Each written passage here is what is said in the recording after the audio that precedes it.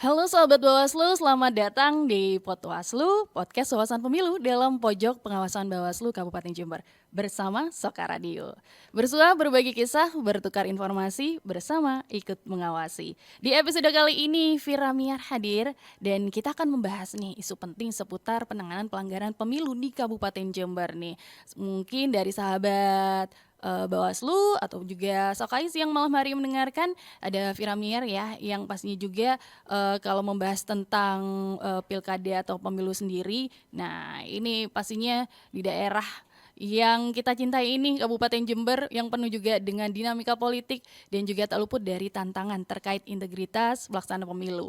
Dan di sini Vira Miar juga nggak sendiri nih tentunya. Vira sudah kedatangan narasumber yang juga akan menemani Vira ngobrol 1 jam ke depan. Jadi kali ini sudah hadir di studio Soka Radio. Selamat malam Vira ucapkan kepada Ibu Devi Aulia Rahim. Ini selaku Koordinator Divisi Penanganan Pelanggaran Data dan Informasi Bawaslu Kabupaten Jember. Selamat malam Ibu Selamat Devi. malam Mbak Vira. Gimana kabarnya malam hari ini? Alhamdulillah sehat dan harus sehat. Dan harus sehat ya, karena banyak tugas yang harus imban nih sama Ibu Devi. Iya. Oke, Ibu Devi kalau boleh tanya nih, di Kabupaten Jember sendiri gimana kondisinya sekarang nih, kalau dari kacamata Bawaslu? Luar biasa sekali untuk Kabupaten Jember ya, karena masyarakatnya aktif semua. Aktif, ini ya. terbukti ya Mbak, per hari ini aja laporan dan temuan yang sudah ditangani Bawaslu itu ada 32. 32 Iya, yang sudah ini lebih masuk banyak ya. daripada pilkada di tahun 2020 dan Oke. juga lebih banyak daripada pemilu 2024. Begitu. Jadi terlihat aktifnya ya seperti itu. Betul. Terlihat sangat aktif begitu. Artinya semua ambil peran dalam mensukseskan pemilihan bupati dan wakil bupati di tahun 2024 ini. Oke, aktifnya dari dalam hal yang positif semoga ya, Ibu ya. Semoga begitu. Jadi mengawal pemilihan bupati dan wakil bupati serentak tahun 2024 ini benar-benar integritas dan tentunya harapan kita semuanya nanti berjalan secara damai begitu ya. Nah, itu pasti yang kita harapkan bersamanya dengan damai, meskipun juga aktif partisipasi dari masyarakat itu yang terlihat dibandingkan dari tahun sebelumnya Pilkada juga periode sebelumnya Betul. ya. Nah, ini kalau misalnya lihat dari jenis-jenis pelanggaran nih yang mungkin dilaporkan oleh masyarakat gitu kepada Bawaslu, biasanya seperti apa sih itu memang yang sekarang lagi marak? Jadi begini, sebelum saya menyampaikan sebenarnya yang dilaporkan masyarakat ini jenis pelanggaran apa sih? Saya akan bercerita dulu, saya akan menyampaikan dulu jenis dugaan pelanggaran ya.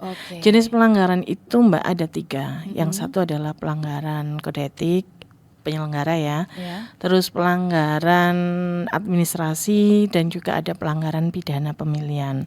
Nah, juga ada dugaan pelanggaran peraturan perundang-undangan lainnya. Artinya ketika ini tidak melanggar undang-undang pilkada, maka ini juga bisa dikaitkan dengan undang-undang yang lain, misalnya undang-undang desa ataupun undang-undang yang lainnya, begitu. Nah, di pemilihan bupati dan wakil bupati serentak tahun 2024 ini yang melaporkan ini semua dugaan pelanggaran dilaporkan, Mbak. Ada semua maksudnya. Iya.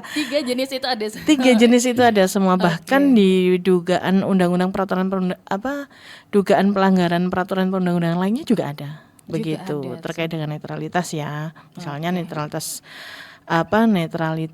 kepala desa, maka kita juga merujuk kepada undang-undang desa. Begitu. Terkait dengan ASN juga kita akan merujuk terkait dengan undang-undang ASN. Begitu, Mbak. Jadi saling terkait juga melihat undang-undang yang betul. Dan semua dugaan pelanggaran itu dilaporkan. Jadi mulai dugaan pelanggaran administrasi juga ada yang masuk, kode etik juga masuk, terus pidana juga masuk, begitu.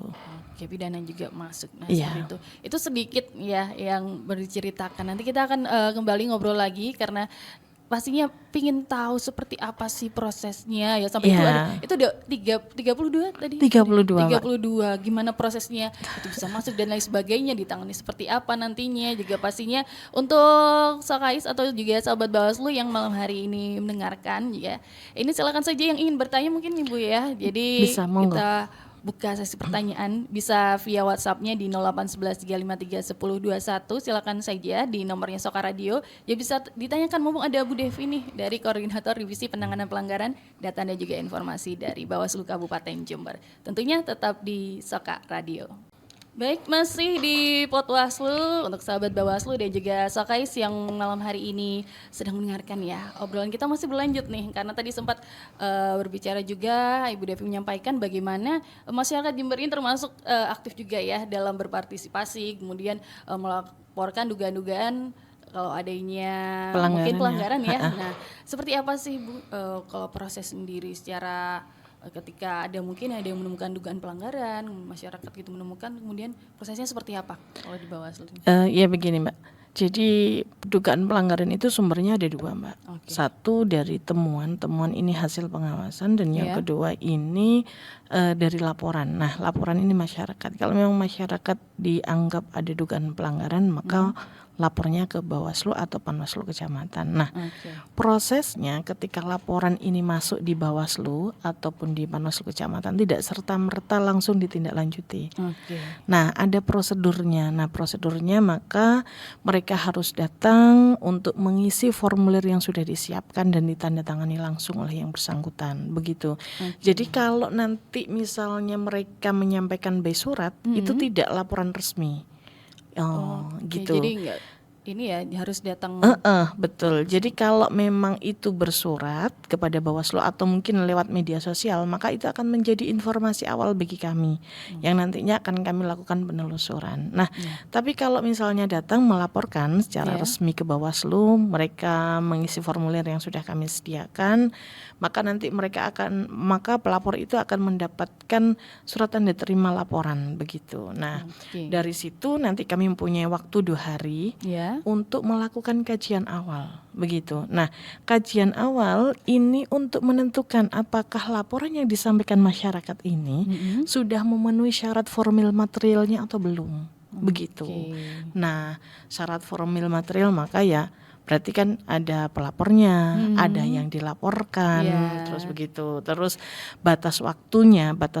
Jadi batas waktunya hanya 7 hari dari diketahui begitu. Kalau lebih dari 7 hari maka tidak bisa ditindaklanjuti. Nah, terus syarat formilnya maka ada tanggal kejadian, tempat kejadian, uraian kejadian, dan bukti-bukti begitu. Nah, kalau syarat formil materialnya sudah terpenuhi semua, maka selanjutnya kami register. Nah, kalau sudah masuk register maka Bawaslu Kabupaten Jember ini, Bawaslu ya pengawas, pengawas ini menindaklanjuti dengan argonya 3 hari Mbak. 3 hari kalender. Jika dirasa kurang maka nambah 2 hari. Jadi 3+2 begitu. Ya. Jadi kalau memang keterangannya masih kurang harus ditambah, maka ada waktu 2 hari. Nah, setelah waktu 2 hari ini maka harus dilakukan kajian ini harus dilakukan pleno, apakah pleno kajian. Jadi apakah ini terbukti pelanggaran atau tidak, dan selanjutnya nanti akan kami sampaikan kepada pelapor terkait dengan hasil kajiannya. Begitu. Jadi ketika nanti setelah, tapi ini berbeda ya, berbeda jika ada dugaan pelanggaran pidana. Begitu. Berbeda lagi. Karena kalau pidana, dugaannya pelanggaran pidana pemilihan, maka kami tidak bisa sendiri melakukannya.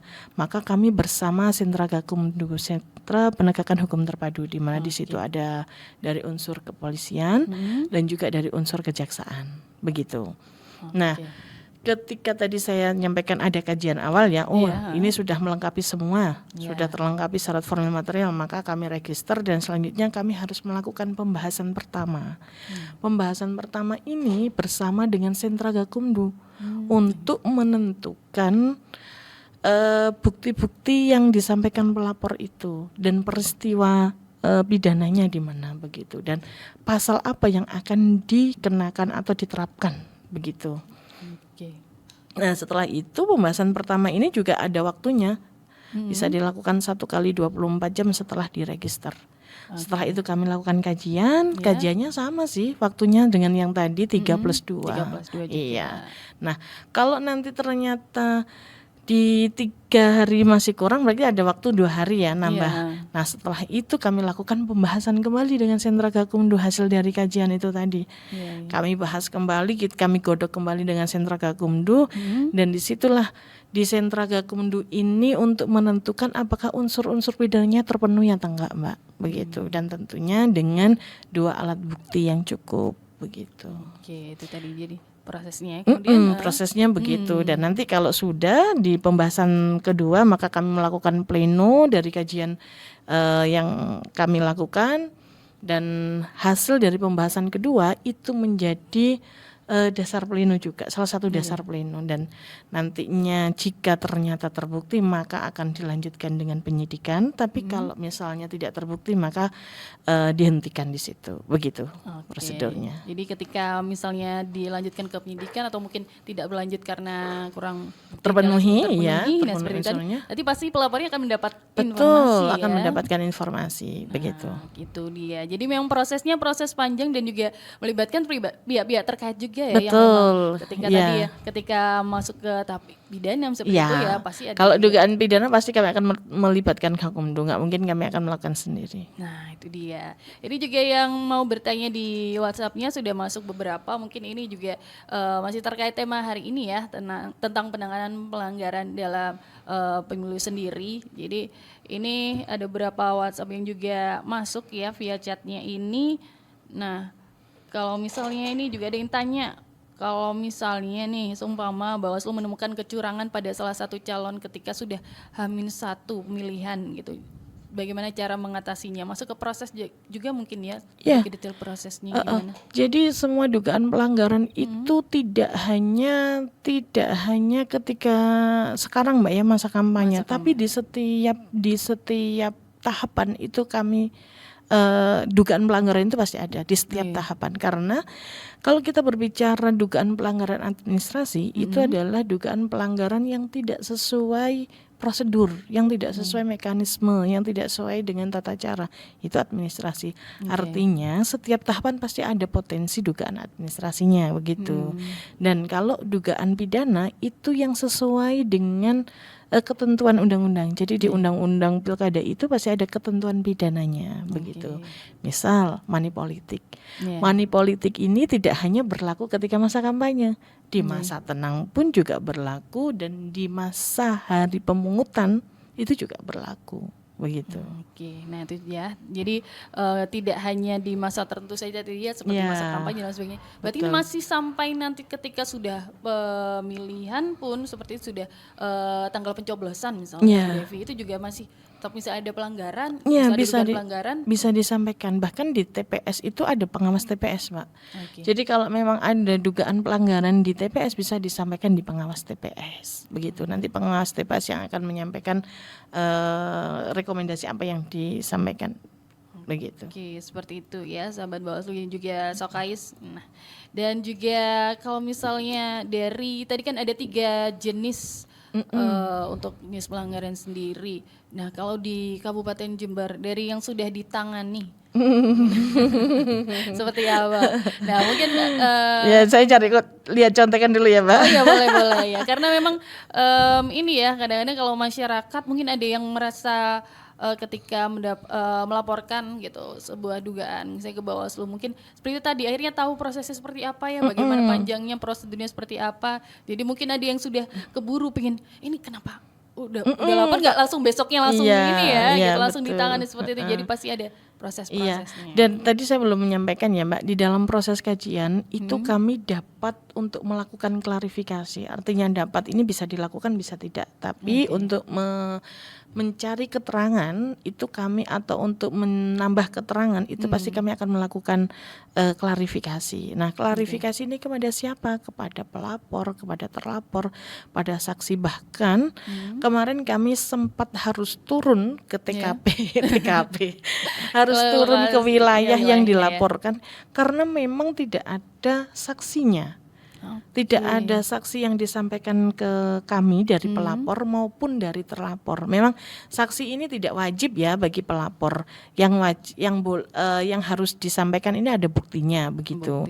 Tapi kalau saksi tidak wajib ya. Tapi kalau semakin banyak saksi ini akan semakin memperkuat kan begitu. Nah, kami harus turun ya. Kemarin harus turun mencari informasi, menambah keterangan di wilayah yang dilaporkan tersebut begitu. Nah, dari data yang ada, karena kalau misalnya ini kan nggak bisa nyetak ya. Nggak apa-apa, itu lumrah nih. Jadi mungkin juga sahabat Bawaslu dan juga terkait dengan angka ya. Betul, jadi biar tahu secara transparan juga. Ya, jadi dari laporan yang sudah kami tangani, dari tangani itu ada 14 laporan yang itu tidak terbukti ya, tidak terbukti dugaan pelanggarannya. Terus yang terbukti itu yang kode etik itu ada 3, kode etik penyelenggara itu ada 3, terus administrasinya ada 1, peraturan perundang-undangan lainnya itu ada 3 ya. Dan untuk dugaan pidananya kemarin ada 1 begitu. Nah, tapi masih dalam proses ya, artinya karena kalau dugaan pidana pemilihan itu tidak selesai di Bawaslu, maka ada prosedur lanjutannya. Begitu. Nah, untuk yang lainnya masih dalam proses, ada yang 3 masih dalam proses penanganan pelanggaran dan yang lainnya ini masih dalam proses kajian awal begitu. Itu tadi ya dari laporan-laporan yang sudah masuk ke Bawaslu, masih ada berapa yang masih diproses ya. Seperti itu ada juga yang sudah menemukan ternyata ini tidak melanggar seperti itu.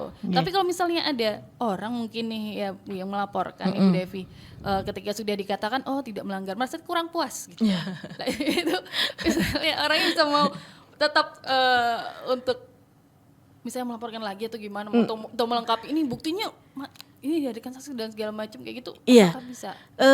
Jadi kalau memang sudah pernah ditangani tidak bisa dilaporkan kembali, Mbak. Jadi di kami kemarin ada 3 laporan ya yang harus dihentikan. Artinya dihentikan itu ketika laporan masuk sudah kami terima dan ternyata ketika kami lakukan kajian awal itu ternyata dugaan pelanggarannya atau peristiwa yang dianggap melanggar ini ternyata sudah kami tangani begitu. Jadi akhirnya harus dihentikan, tidak bisa diregister, tidak bisa dilanjutkan begitu. Dan ada 1 dugaan pelanggaran yang ini orang ini kan kadang masyarakat ini pokok lapor dulu kan begitu ya, karena memang ini kami juga harus wajib untuk menerima kan semua laporan, dan ternyata ketika kami lakukan kajian awal di situ tidak ada jenis dugaan pelanggarannya sehingga kami hentikan begitu, ada 1. Itu dia obrolan kita. Akan lanjut lagi nih guys ya dengan Ibu Devi dan juga sahabat Bawaslu yang ingin bertanya nih, masih ada pertanyaan yang juga belum terjawab, nanti kita simpan saat lagi. Jadi tetap di 102,1 FM Sokar Radio, lebih jernih. Dan masih di Potwaslu malam hari ini dan kita masih membahas mengenai penanganan dari pelanggaran pemilu sendiri. Ibu Devi, kalau di ini ya sosmed nih, kalau di Jember lagi ramai juga gimana berita-berita tentang bagaimana oknum kepala desa maupun ada ASN juga yang ini dilaporkan gitu ya, terkait juga pelanggaran terhadap pemilu sendiri. Ini kalau di Bawaslu sendiri seperti apa nih Bu memang? Jadi sekarang ini lagi marak ya Mbak ya. Banyak beberapa laporan dan itu memang ada yang yang disampaikan masyarakat itu taunya dari media sosial begitu. Nah, kemarin di Bawaslu itu untuk yang kepala desa ada dugaan yang laporan itu ada 7, terus 1-nya ini hasil dari pengawasan cyber begitu. Nah, lagi-lagi dari media sosial ya, dari media sosial yang untuk pengawasan cyber itu memang. Nah, dari 8 itu memang masih ada yang lagi proses penanganan, ada yang sudah selesai penanganannya, dan ada yang masih dalam proses kajian awal. Jadi belum kami tangani, artinya belum kami register begitu. Tapi yang kalau misalnya termasuk tadi, misalnya ternyata termasuk tidak dalam kategori pelanggaran gitu masih belum ada ya, masih dalam proses semua ya berarti? Enggak, Mbak. Jadi ada yang memang tidak terbukti. Jadi kan kalau kepala desa ini ada satu pasal yang mengikat bahwasanya tidak boleh melakukan tindakan ataupun membuat keputusan yang itu menguntungkan atau merugikan salah satu pasangan calon, kan begitu. Nah, memang ada beberapa laporan yang masuk di Bawaslu Kabupaten dan kemarin ada yang tidak terbukti dan namun itu menjadi dugaan jadi menjadi dugaan pelanggaran peraturan perundang-undangan lainnya, dalam hal ini adalah Undang-Undang Desa, karena di sana juga Kades ini kan terikat, artinya status kepala desa ini mengikat, kan begitu. Nah, untuk yang tidak terbukti pelanggaran pidananya tapi ada dugaan pelanggaran peraturan perundang-undangan lainnya, dalam hal ini adalah Undang-Undang Desa, maka kami meneruskan dugaan pelanggaran ini kepada PJS Bupati, begitu. Kami tapi dalam penerusan dugaan pelanggaran ini kami tidak bisa memberikan sanksi, Mbak. Jadi kami kembalikan kepada PJS Bupati mau diapakan, begitu. Artinya prosesnya bagaimana kami kembalikan ke pemerintahan, begitu. Terus untuk yang ada yang diproses di Bawaslu, yang diproses di Bawaslu itu ada yang masih dalam tanganan proses ya, Mbak. Jadi memang sumber dugaan pelanggarannya itu misalnya adalah memposting atau mengupload di media sosial. Itu ada beberapa, begitu. Ada yang ternyata yang disampaikan itu ternyata dilakukan di sebelum kampanye. Jadi kalau ketika itu memang dilakukan sebelum kampanye itu tidak termasuk pelanggaran pemilihan. Pelanggaran pidana pemilihan. Jadi ini menjadi pelanggaran peraturan perundang-undangan lainnya, begitu. Jadi ada mengarah dukungan, tapi ini dilakukan di sebelum masa kampanye. Ada juga yang masuk di Bawaslu laporannya begitu. Terus ada juga yang kampanye di media sosial ya, kampanye. Jadi menyampaikan beberapa kalimat yang itu jelas mengarah ke mendukung salah satu paslon, begitu. Terus ada juga yang misalnya ini juga ada yang memposting dan juga ada yang dianggap tidak netral mungkin dari tindakan, begitu. Misalnya tindakan kemarin itu ada gerakan atau apa sih? Oh ya, kayak gestur tangan mungkin gitu ya, mungkin ya sambil berfoto. Iya, gestur tangan yang itu mengarah ke salah satu paslon, begitu, Mbak. Itu ya itu. Mungkin yang sudah masuk jenis-jenis dugaan pelanggarannya yang dilaporkan seperti itu. Iya, begitu. Nah, untuk jumlahnya memang 8 ya yang masuk di Bawaslu. Tadi saya sudah sampaikan yang sudah berproses itu ada 5, yang 3 masih dalam proses penanganan, begitu. Ini juga kalau misalnya dari masyarakat sendiri, nah ini kan juga ada berapa yang masuk juga ke Bawaslu terkait laporan tentang dugaan pelanggaran. Seperti yang awal ketika yang dibutuhkan, gitu, ketika mungkin ada yang menyaksikan sendiri atau mungkin mendengar atau bagaimana ya ketika itu ada dugaan pelanggaran pemilu. Seperti apa yang dibutuhkan awal gitu ketika ada masyarakat mungkin yang menemukan seperti itu, Bu Dewi? Begini. Kami sangat paham ketika setiap masyarakat ini setiap warga negara Indonesia ini belum tentu familiar dengan aturan-aturan pemilihan, kan begitu, Mbak. Betul. Belum tentu familiar dengan aturan pemilihan, maka jika dirasa memang ganjal atau ada dugaan pelanggarannya bisa langsung sampaikan kepada Bawaslu atau pengawas, begitu. Baik di tingkat kecamatan maupun tingkat desa, sehingga nanti bisa diarahkan ini arah dugaan pelanggarannya di mana, begitu. Dan yang pasti dengan bukti-bukti ya. Nah itu dia bukti-buktinya. Karena tanpa ada bukti-bukti kami tidak dapat petunjuk untuk menangani dugaan laporan dugaan pelanggaran tersebut, gitu.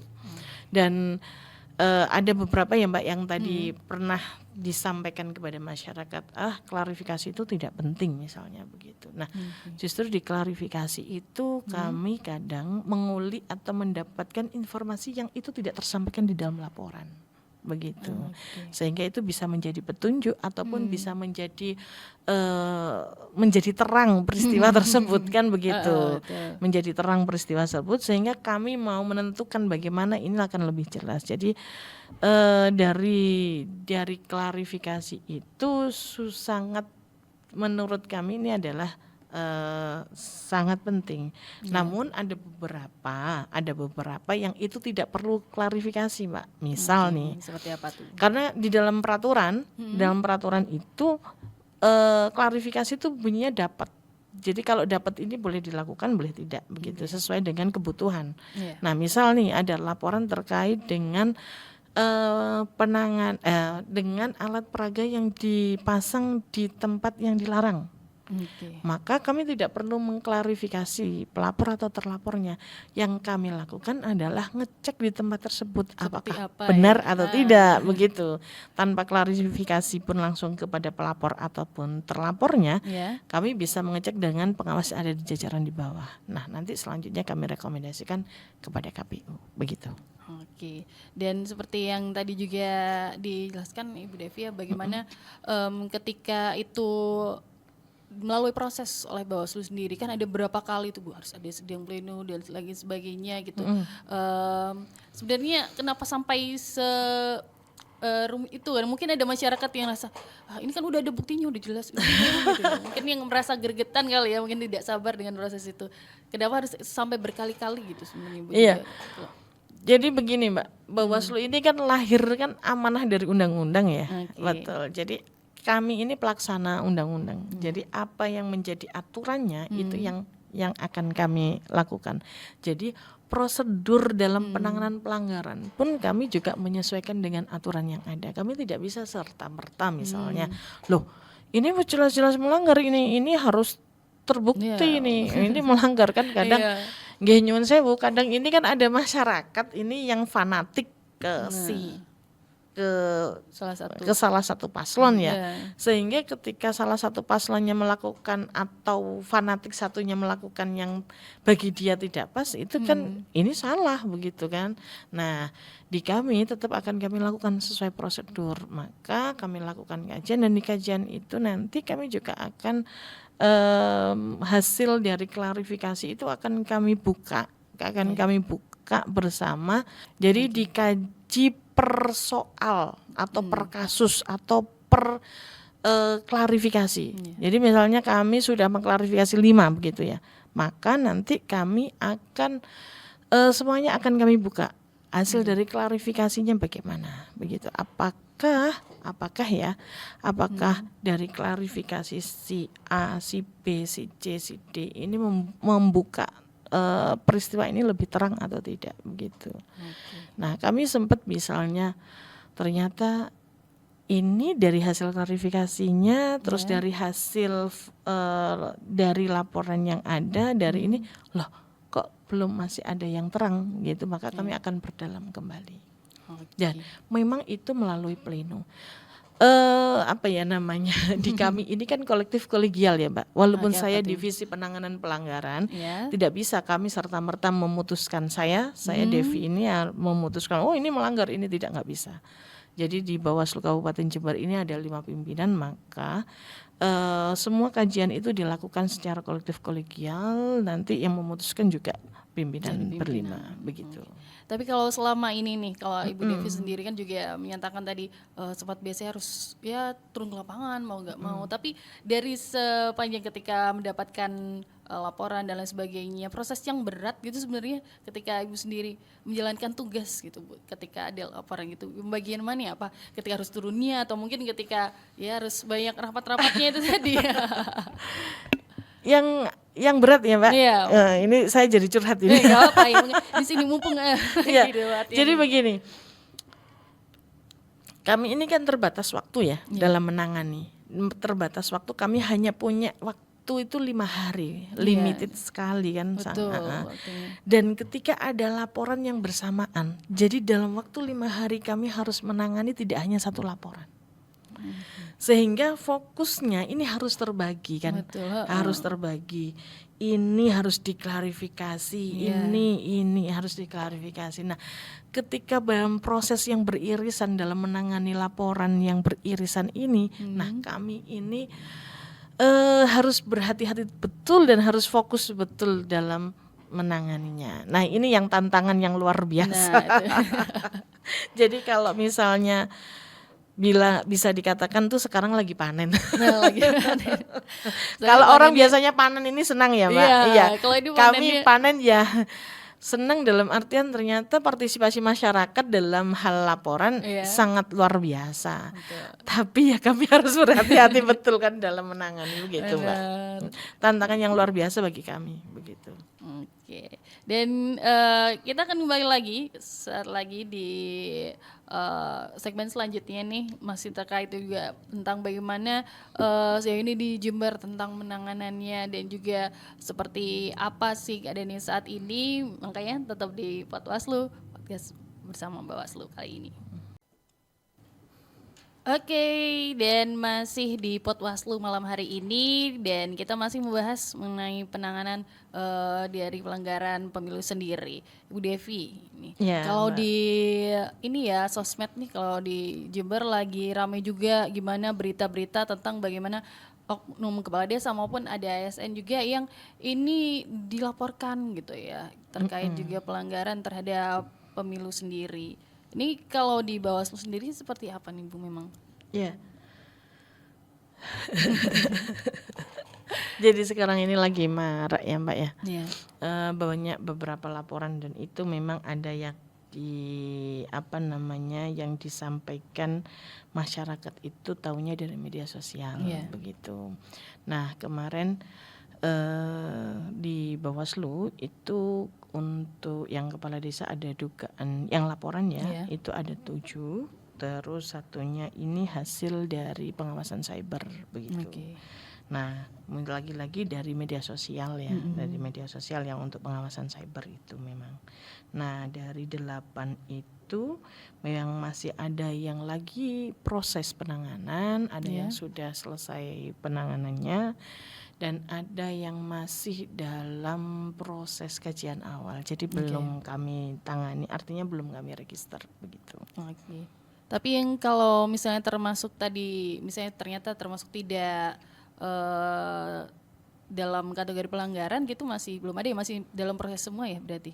Enggak Mbak, jadi ada yang memang tidak terbukti. Jadi kan kalau kepala desa ini ada satu pasal yang mengikat bahwasanya tidak boleh melakukan tindakan ataupun membuat keputusan yang itu menguntungkan atau merugikan salah satu pasangan calon kan begitu. Nah, memang ada beberapa laporan yang masuk di Bawaslu Kabupaten dan kemarin ada yang tidak terbukti dan namun itu menjadi dugaan pelanggaran.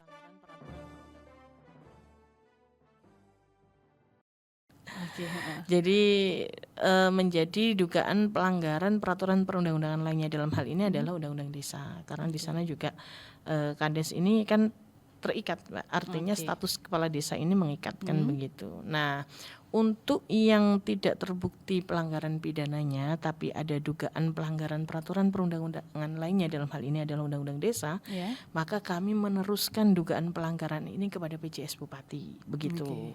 Kami tapi dalam penerusan dugaan pelanggaran ini kami tidak bisa memberikan sanksi Mbak, jadi kami kembalikan kepada PJS Bupati mau diapakan begitu, artinya prosesnya bagaimana kami kembalikan ke pemerintahan begitu. Terus untuk yang ada yang diproses di Bawaslu, yang diproses di Bawaslu itu ada yang masih dalam tanganan proses ya Mbak. Jadi memang sumber dugaan pelanggarannya itu misalnya adalah memposting memposting atau mengupload di media sosial. Itu ada beberapa begitu. Ada yang ternyata yang disampaikan itu ternyata dilakukan di sebelum kampanye.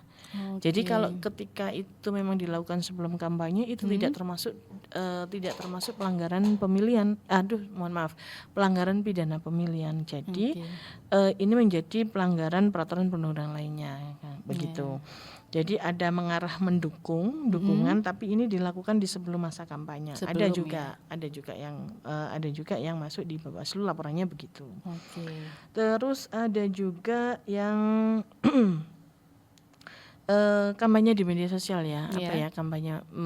Jadi menyampaikan beberapa kalimat yang itu jelas mengarah ke mendukung salah satu paslon begitu. Terus ada juga yang misalnya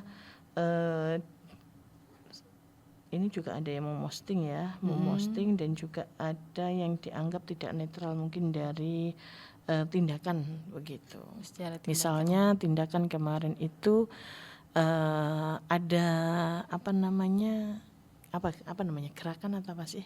Oh ya, kayak gestur tangan mungkin gitu ya, mungkin dia sambil berfoto. Iya, gestur tangan yang itu mengarah ke salah satu paslon, begitu Mbak.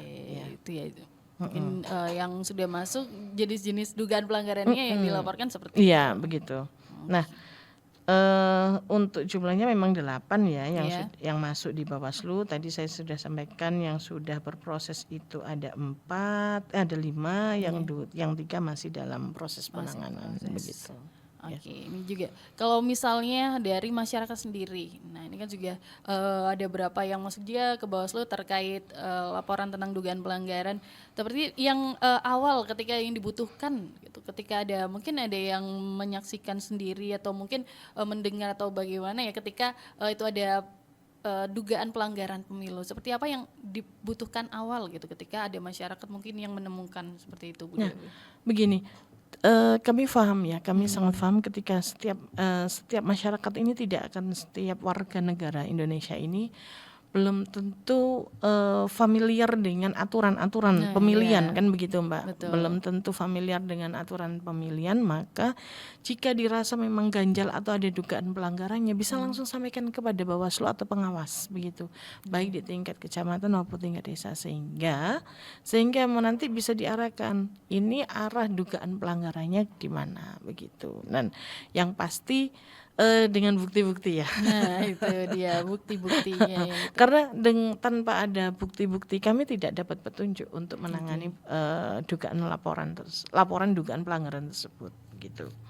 Dan ada beberapa ya Mbak yang tadi pernah disampaikan kepada masyarakat, klarifikasi itu tidak penting misalnya begitu. Nah, justru di klarifikasi itu kami kadang menguli atau mendapatkan informasi yang itu tidak tersampaikan di dalam laporan.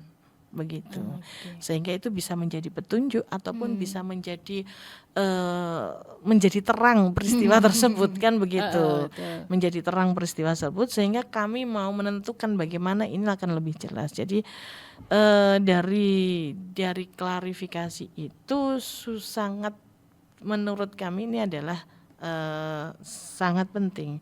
Namun ada beberapa yang itu tidak perlu klarifikasi, Mbak. Misal nih, seperti apa tuh? Karena di dalam peraturan itu klarifikasi itu bunyinya dapat.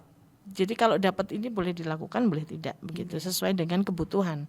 Nah, misal nih ada laporan terkait dengan dengan alat peraga yang dipasang di tempat yang dilarang. Maka kami tidak perlu mengklarifikasi pelapor atau terlapornya. Yang kami lakukan adalah ngecek di tempat tersebut apakah benar atau tidak begitu. Tanpa klarifikasi pun langsung kepada pelapor ataupun terlapornya, kami bisa mengecek dengan pengawas yang ada di jajaran di bawah. Nah, nanti selanjutnya kami rekomendasikan kepada KPU begitu. Oke, dan seperti yang tadi juga dijelaskan Ibu Devi ya, bagaimana ketika itu melalui proses oleh Bawaslu sendiri kan ada berapa kali itu Bu, harus ada sidang pleno dan lagi sebagainya gitu. Sebenarnya kenapa sampai rumit itu kan, mungkin ada masyarakat yang rasa ini kan udah ada buktinya udah jelas gitu. Mungkin yang merasa gregetan kali ya, mungkin tidak sabar dengan proses itu. Kenapa harus sampai berkali-kali gitu sebenarnya Bu? Jadi begini Mbak, Bawaslu ini kan lahir kan amanah dari undang-undang ya. Betul. Jadi kami ini pelaksana undang-undang. Jadi apa yang menjadi aturannya itu yang akan kami lakukan. Jadi prosedur dalam penanganan pelanggaran pun kami juga menyesuaikan dengan aturan yang ada. Kami tidak bisa serta-merta misalnya, loh ini jelas-jelas melanggar, ini harus terbukti ini melanggar kan kadang. Nggih nyuwun sewu, kadang ini kan ada masyarakat ini yang fanatik ke salah satu paslon ya. Sehingga ketika salah satu paslonnya melakukan atau fanatik satunya melakukan yang bagi dia tidak pas, itu kan ini salah begitu kan. Nah, di kami tetap akan kami lakukan sesuai prosedur. Maka kami lakukan kajian, dan di kajian itu nanti kami juga akan hasil dari klarifikasi itu akan kami buka bersama. Jadi dikaji per soal atau per kasus atau per klarifikasi. Jadi misalnya kami sudah mengklarifikasi 5 begitu ya, maka nanti kami akan semuanya akan kami buka hasil dari klarifikasinya bagaimana begitu. Apakah dari klarifikasi si A, si B, si C, si D ini membuka peristiwa ini lebih terang atau tidak begitu. Nah, kami sempat misalnya ternyata ini dari hasil klarifikasinya, terus dari hasil dari laporan yang ada dari ini, loh kok belum masih ada yang terang gitu, maka kami akan berdalam kembali. Dan memang itu melalui pleno. Di kami ini kan kolektif kolegial ya Mbak. Walaupun saya divisi penanganan pelanggaran, tidak bisa kami serta-merta memutuskan saya Devi ini memutuskan oh ini melanggar, ini nggak bisa. Jadi di Bawaslu Kabupaten Jember ini ada 5 pimpinan, maka semua kajian itu dilakukan secara kolektif kolegial, nanti yang memutuskan juga pimpinan berlima begitu. Tapi kalau selama ini nih, kalau Ibu Devi sendiri kan juga menyatakan tadi sempat biasanya harus ya turun ke lapangan mau nggak mau. Tapi dari sepanjang ketika mendapatkan laporan dan lain sebagainya, proses yang berat gitu sebenarnya ketika Ibu sendiri menjalankan tugas gitu Bu, ketika ada laporan gitu, bagian mana ya, apa ketika harus turunnya atau mungkin ketika ya harus banyak rapat-rapatnya itu tadi. Yang berat ya Mbak. Ini saya jadi curhat ini. Apa ya, di sini mumpung. Jadi begini, kami ini kan terbatas waktu ya dalam menangani. Terbatas waktu, kami hanya punya waktu itu 5 hari, limited sekali kan. Dan ketika ada laporan yang bersamaan, jadi dalam waktu 5 hari kami harus menangani tidak hanya satu laporan. Sehingga fokusnya ini harus terbagi kan. Harus terbagi.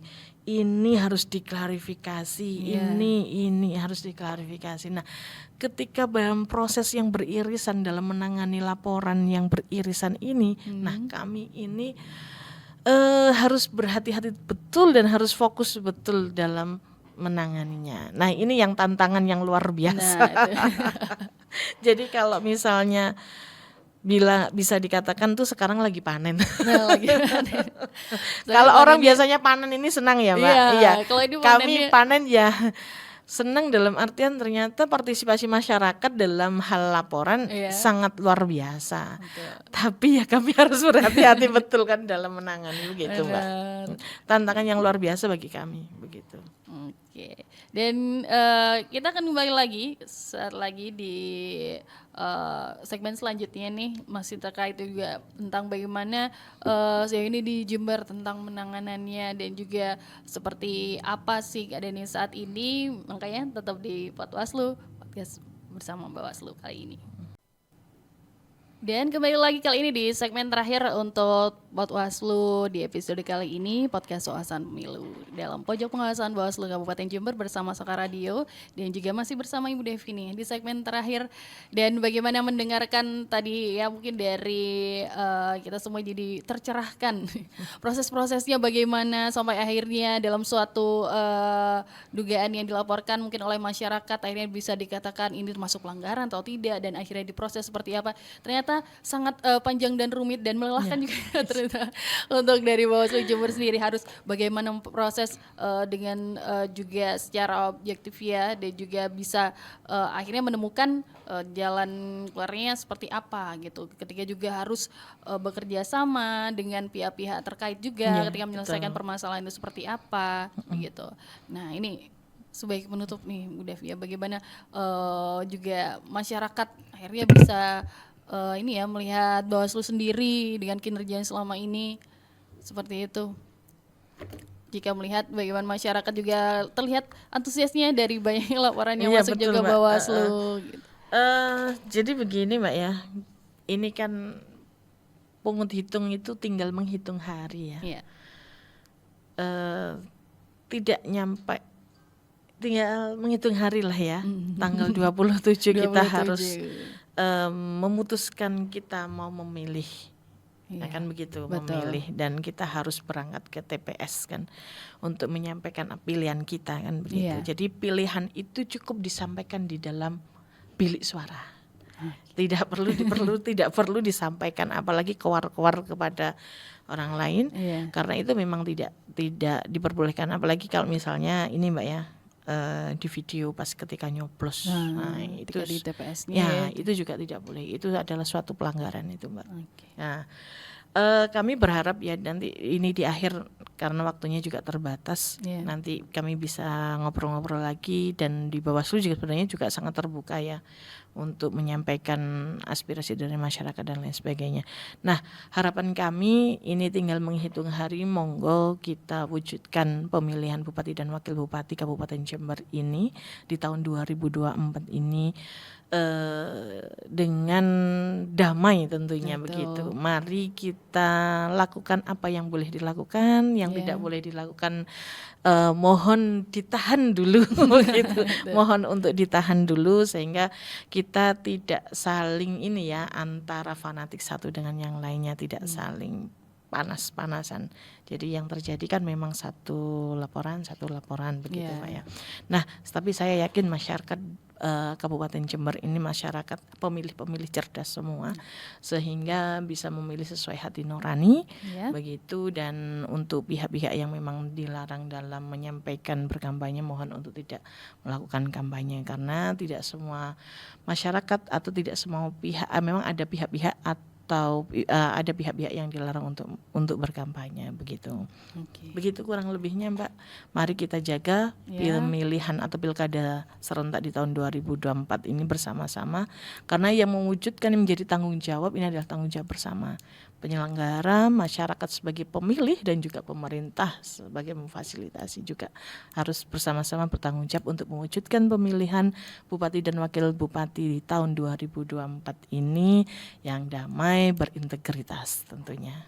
Oke, itu dia ya harapan kita bersama dan obrolan singkat bersama Ibu Devi Aulia Rahim barusan untuk malam hari ini selaku koordinator Divisi Penanganan Pelanggaran Data dan Informasi dari Bawaslu Kabupaten Jember. Dan meskipun juga obrolan kita nggak lama ya Ibu Devi ini ya. Semoga juga mohon obrolan maaf, Mbak. Singkat tapi berbobot itu yang penting, juga terserap informasi-informasi penting apa yang juga nantinya membantu masyarakat Jember terutama ini memahami peran serta tanggung jawab bersama. Pastinya dalam menciptakan pemilu yang bebas dari kecurangan dan juga pelanggaran hukum tentunya. Dan yang pasti damai. Nah, itu dia. Dan juga sampai jumpa lagi di Potwaslu, podcast wawasan pemilu dalam pojok pengawasan Bawaslu Kabupaten Jember. Bersua, berbagi kisah, bertukar informasi bersama ikut mengawasi.